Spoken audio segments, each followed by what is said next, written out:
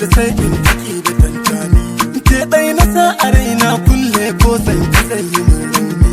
Akan san ki bani janjani.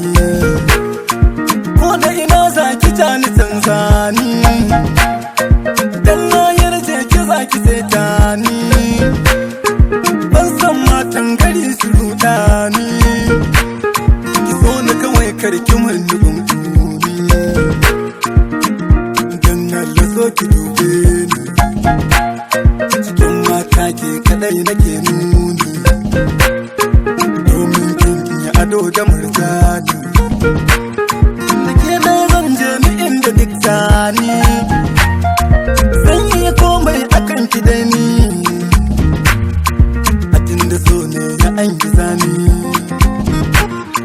Kima kiyo haka zai fi danni. Farin cikin kinin zama in na yi maku wake za ki taka ni. Birnin masoya ni ma zan je dan Allah zo ki zeta ni.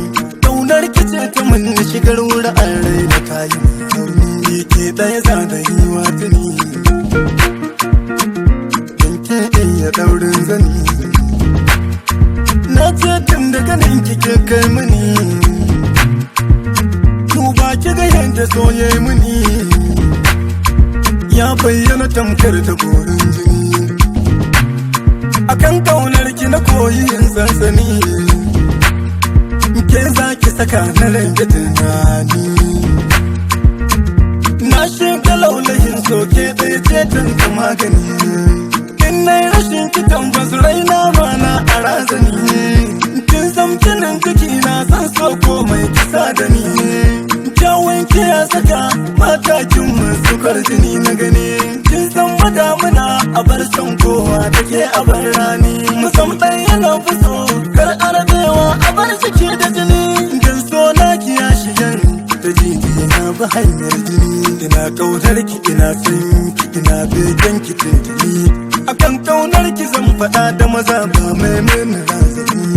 Na doso wajen ki gani.